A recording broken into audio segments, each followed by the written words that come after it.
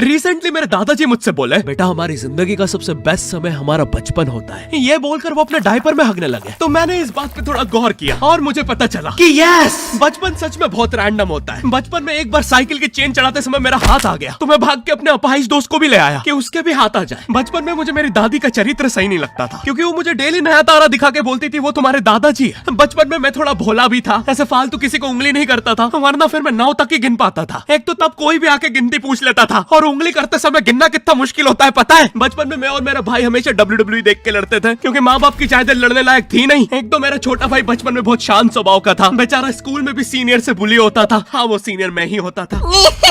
एक बार मुझसे बोलता, भैया डॉक्टर बनना मेरा सपना है। तो मैंने उसे नीट की बुक्स ला दी, तो अब वो उसका पूरा सपना बन गया। अब वो डॉक्टर गेम में भी बीमारी बनता है, और बवासीर पीछे होती है। चिंटू बुक्स नहीं पढ़ रहा है तू? एक बार बेचारा बिस्तर पे गिर के रोने लग गया, तो सब बोलने लग गए कुछ नहीं हुआ, चींटी मर गई, चींटी मर गई। मैं यहाँ सोच रहा हूँ फिर अभी तक हम चींटियों वाले बिस्तर पे क्यों सो रहे थे? हाँ, घर में सबकी पीठ पे ददोड़े हो रखे हैं। हाँ, ये नहीं गिरता तो हमें तो पता ही नहीं चलता बिस्तर पे चींटियां हैं। हम तो सोए जा रहे हैं चींटियों वाले बिस्तर पे। और स्कूल में जब भी ये छोटे भाई पैंट में हक देते हैं, तो बड़े भाई को क्यों बुलाया जाता है? पता है कितनी घनघोर बेइज्जती होती है पूरी क्लास के सामने, और बुलाते भी इतने सस्पेंस है, वो देख के बड़े भाई का हगना निकल जाता है। ऐसे 2 छोटे बच्चे स्लो मोशन में भाग के आ रहे हैं। हाँ, वो उनकी नॉर्मल स्पीड है।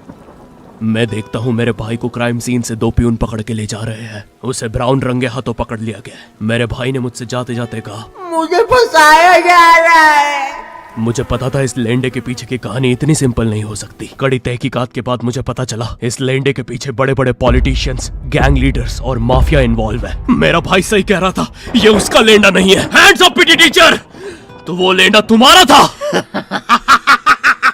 तो तुम्हें पता चल ही गया, तुम मुझे कभी नहीं पकड़ सकते। रुको, भाग गया। जाने दो उसे बेटा, हमने पीटी टीचर के बड़े भाई को बुला लिया है वो लेंडा उठाने।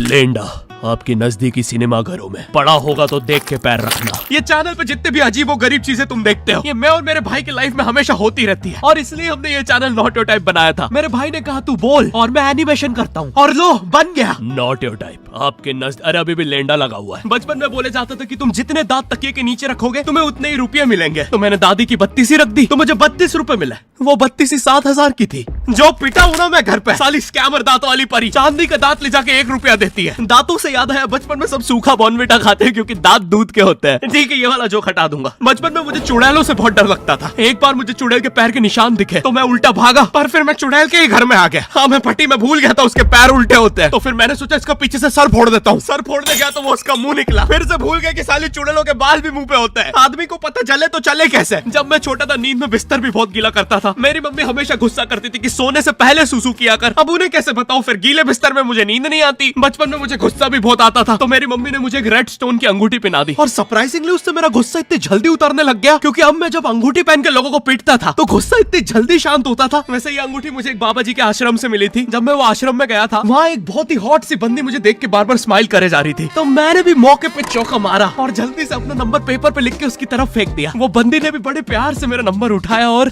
खा लिया। अरे भाई, उसको भूत लगे, वो तब से सबको स्माइल दे रही है। हम भी सुबह से नंबर फेंक रहे हैं, अभी तक 2 किलो पेपर खा गई है। हाँ, अब तुम्हें भी ऐसे रैंडम भूतों या स्ट्रेंजर्स पास नंबर ना फेंकना पड़े प्यार के लिए, इसलिए आओ हैपन पे चले। यहाँ तुम्हें मिलते हैं तुम्हारे कॉमन इंटरेस्ट के लोग। मुझे बॉर्नविटा बहुत पसंद है। मुझे भी रोहित। आओ मन बुद्धि हैंडशेक करते हैं। हैपन पे मिलती है आपको उन लोगों की प्रोफाइल्स जिनके साथ आप पाथ क्रॉस करते हैं। यहाँ तुम अपने एरिया के लोगों की प्रोफाइल्स भी देख सकते हो। यही नहीं, जो लोग तुम्हारे फेवरेट स्पॉट पे जा चुके हैं, यहाँ तुम्हें उनकी प्रोफाइल्स भी मिलती है। तो अभी जाकर अपना नेक्स्ट क्रश स्पॉट करो अपने ही मन पसंदीदा स्पॉट पे। तो अभी जाकर डाउनलोड करो, लिंक डिस्क्रिप्शन में। Thank you happen. बचपन में मेरी मम्मी हमेशा बोलती रहती थी कि बाहर जाके खेलो। अब बाहर मेरे मोहल्ले के बच्चे भाई वो ऐसे अजीब अजीब से गेम्स खेलते थे। कहीं ड्रैगन फ्लाई में रस्सी बांध के उसको पेट बना लिया है, कहीं नंगे भाग रहे टायर के पीछे लकड़ी मारते मारते। मेरी मम्मी को उन पे दया आ रही है कि बेचारे गरीब बच्चे किसी भी चीज से खेल लेते हैं, फिर हमारी कार पलट जाती है। हाँ, वो टायर हमारी कार का था। और मुझे एक बात बताओ, चक्के से खेलने पे वो गरीब कैसे कंसिडर हो रहे हैं? क्या पता उनने कार खरीद के चक्का निकाला हो, क्या पता लैम्बोर्गिनी के चक्के से खेल रहे हो। नहीं, तुम्हें कैसे पता चल रहा है वो गरीब है या अमीर? और एक चक्के से इतनी सारी एक्टिविटी करेंगे ये लोग। कभी चक्के में रस्सी बांध के झूला बना दिया, कभी झूले से फिका के खुद को लूला बना दिया, कभी लूले पे झूला बांधकर हुला हू बना दिया। ये इतने हरामी बच्चे थे, इनके साथ कोई भी घर नहीं खेलता था, क्योंकि घर ये जुए में लगा के हार जाते हैं। ये वो बच्चे जिन्हें तुम रिमोट कंट्रोल कार भी दोगे तो उसकी मोटर निकाल के पंखा बनाएंगे। एक बार इन्होंने रिमोट कंट्रोल रिमोट बनाया था। तुम अगर इस रिमोट पे बटन दबाओगे तो इस रिमोट पे बटन दबेगी, बस ये लोग मकर संक्रांति के दिन पतंग भी लूटते थे दुकानों से। पतंग से याद है मैं बचपन में अपने दोस्त जनक के साथ बहुत पतंग उड़ाता था। जनक गुजराती था और गुजराती लोग तो बहुत बड़े पतंगबाज होते हैं। वो लोग गला काटने के बाद भी काहे पोचे चिल्लाते हैं। जनक मेरे घर पे इतना बड़ा गिर्रा लेके आता था पतंग उड़ाने। उस पर पता नहीं कितने 1000 किलोमीटर का मांझा लपटा होता था। हम दोनों का सपना था उस गिर्रे की पूरी ढील देना। एक बार तो गिर्रा खाली होने ही वाला था पर वो पतंग आर तो घूम के हमारे पीछे से आ गई। हमने हमारी ही पतंग काट दी। तो इस बार हमने सोचा पतंग पूरी परपेंडिकुलर उड़ाएंगे, स्ट्रेट। हमने 2 घंटे ढील दी। वो मांझे में वेव सिग्नल आने लग गए प्राचीन भाषा में। हमें लगा हमने एलियंस ढूंढ लिया, बट फिर धीरे से वो सिग्नल क्लियर हुआ। हमें पता चला हमने कोई नासा का 100 मिलियन का टेलीस्कोप काट दिया।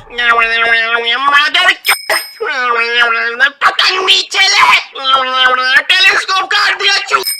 नासा का टेलीस्कोप जैसे ही नीचे गिरा बच्चों से पहले विसरो ने लूट लिया। बहुत वियर्ड था, इतने सारे बुड्ढे छत कूद के भाग रहे थे। एक तो जनक के मांझे में इतनी सारी गठाने होती थी, वो मांझा इतना भारी हो जाता था। हम चौथे माले से पतंग उड़ा रहे, वो दूसरे माले पे उड़ रही है। बचपन में बोला जाता है किसी भी स्ट्रेंजर से बात नहीं करते, तो फिर मैं इशारे करता था। तो फिर दादी मेरे चरित्र पे सवाल उठाती थी। दादी से याद है पुराने जमाने में एंटरटेनमेंट के लिए कुछ होता नहीं था, तो लोग 7-7, 8-8 बच्चे पैदा कर लेते थे ताकि उन्हें जायदाद पे लड़ता देख मजे ले सके। मेरे पापा के 5 भाई और 4 बहनें हैं, टोटल 9 बच्चे। मेरी दादी ने जिंदगी के 9 साल बस बच्चे दिए। दादी ने 9 साल तक पेट में इतनी लाते खाई है, उनके अंदर से एब्स आ गए थे। मेरी दादी लिटरली अंदर से टूट चुकी थी। उनका इतनी बार ऑपरेशन हो रखा है, उनको डॉक्टर ने टाकों की जगह चेन लगा दी थी। भाई आज के जमाने में तो इतने बच्चे कोई पैदा नहीं करता, उल्टा अबॉर्शन करवा लेते हैं। और यस मैं अबॉर्शन बोलूंगा क्योंकि मुझे जेल नहीं जाना। एक तो इंडिया में भी अबॉर्शन करवाना लीगल है, लेकिन बच्चे का जेंडर जानना इलीगल है। मतलब तुम मार तो सकते हो, लेकिन किसे मार रहे हो ये पता नहीं कर सकते। तो देखो अब रिस्क कितना बढ़ गया है। क्या पता अंदर शेर बैठा हो या कोई बड़ा गैंगस्टर, क्योंकि तुम्हें तो पता नहीं है तुम किसकी सुपारी दे रहे हो। क्या पता वो अंदर बंदे लेके बैठा हो। बचपन में सबके मम्मी पापा डराते हैं मस्ती मत करो वरना बोर्डिंग स्कूल भेज देंगे। और मुझे बोर्डिंग स्कूल से इसलिए डर नहीं लगता था कि मैं वहां जाके अपनी फैमिली से दूर हो जाऊंगा। मुझे बोर्डिंग स्कूल से इसलिए डर लगता था क्योंकि वहां पे वो बड़े दांतों वाला ईशान अवस्थी होता है। मैंने पहली बार जब तारे जमीन का ट्रेलर देखा था तो उसमें वो पागल बच्चे ने आतंक मचा रखा था। फिर मैंने मूवी का नाम पढ़ा तारे जमीन पे। मुझे लगा बिछाए होंगे इस पागल को पकड़ने के लिए, शॉक वॉक देना होगा तारों से। इसके तो दांत भी इतने बड़े हैं, सारी तारे काट देता होगा। मुझे ट्रेलर देख के लगा कोई एक्शन मूवी है, आमिर खान जोकर बना हुआ है। मुझे लगा यही तारों का जाल बना के पकड़ेगा पागल को। हाँ ट्रेलर देख के तुम्हें क्या ही समझ में आएगा। एक शॉट में आमिर खान बोल रहा है आपके बच्चे को डिसलेक्सिया है, फिर अगले ही शॉट में जोकर बन के बड़ा मछलियाँ उड़ती क्यों नहीं। फिर मुझे लगा ये शायद अपने माँ बाप को बोल रहा था। और दया तो मुझे उस लंगड़े बच्चे पे आती है जिसके बगल में ईशान अवस्थी को बिठा दिया था। वो बेचारा उठ के भाग भी नहीं सकता। और मैंने तो सुना था बोर्डिंग स्कूल में बस नॉटी बच्चे जाते हैं, तो फिर इस बेचारे गाय से बच्चे को क्यों यहाँ भेज के रखा है। कहीं ऐसा तो नहीं इसके पहले पैर थे और ये बहुत मस्ती करता था तो माँ बाप ने पैर तोड़ के इधर भेज दिया। बस भाई मेरा हो गया है आज का। अगर तुम्हें वीडियो पसंद आई तो यार लाइक मारो। एम करते हैं 7 लाख लाइक्स के लिए। पिछले वीडियो में नहीं आए थे इसलिए अब मैं औकात में आ गया हूँ, इसलिए अभी लाइक मारो। चैनल पे नए हो तो सब्सक्राइब करो। मुझे मुंह दिखाई के लिए 10 मिलियन सब्सक्राइबर्स चाहिए। और हैपन को भी डाउनलोड करना मत भूलना, लिंक डिस्क्रिप्शन में। अब मैं भी जा रहा हूँ, बाय।